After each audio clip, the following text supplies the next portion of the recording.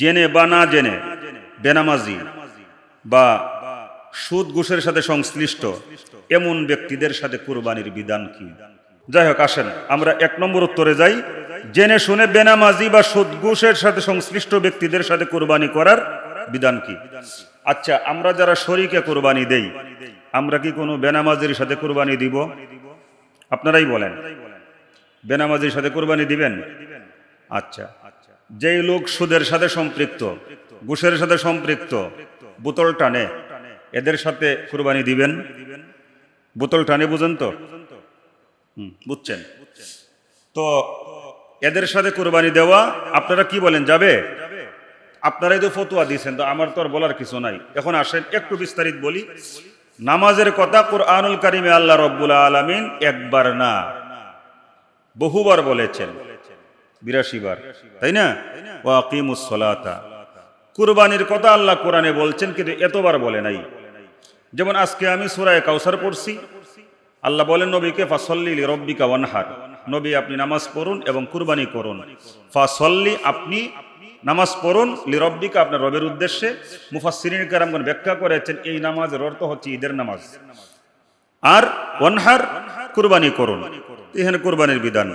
এরপরে কুরবানি কি উদ্দেশ্যে?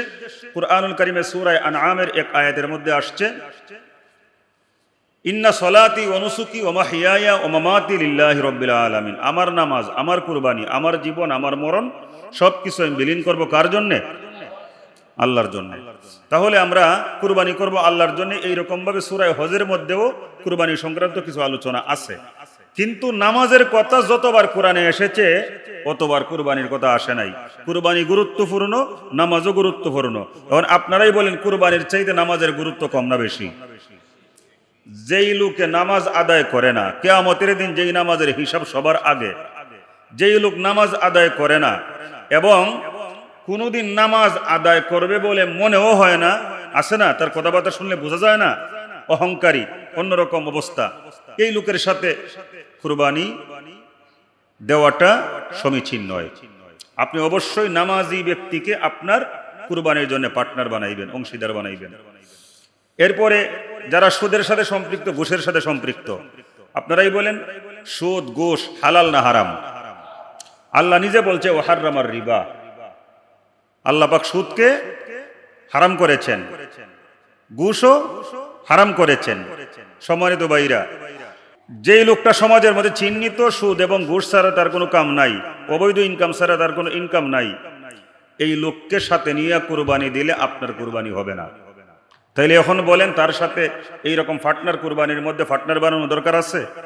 আচ্ছা, যেই ব্যক্তি অন্যের হক আত্মসাৎ করে, সে যদি হজ করে তার হজ হবে কিনা? শুনেন, যাকাত বলেন, হজ বলেন, সাধারণ দান বলেন, কুরবানি বলেন, যেগুলোর মধ্যে মালের প্রয়োজন হয়, আপনি এই ইবাদতগুলো করবেন কারে খুশি করবার জন্য? আল্লাহকে। তো যেইটা হারাম, এইটা আল্লাহ পাকের কোনো প্রয়োজন নাই। আল্লাহ পাক হালালটাও স্পষ্ট করে দিয়েছেন, হারামটাও স্পষ্ট করে দিয়েছেন। আমরা দান করব সেইটাও হালাল থেকে, এবং হজ করব সেইটাও হালাল পয়সার থেকে, কুরবানি করব সেইটাও হালাল পয়সার থেকে। আর অন্যের সম্পদ আত্মসাৎ করে বড়লোক হইলাম, এই বড়লোকির টাকা দিয়া আপনি কুরবানি আপনি যাই করেন না কেন, কোনো কিছুই আল্লাহর দরবারে কবুল হবে না।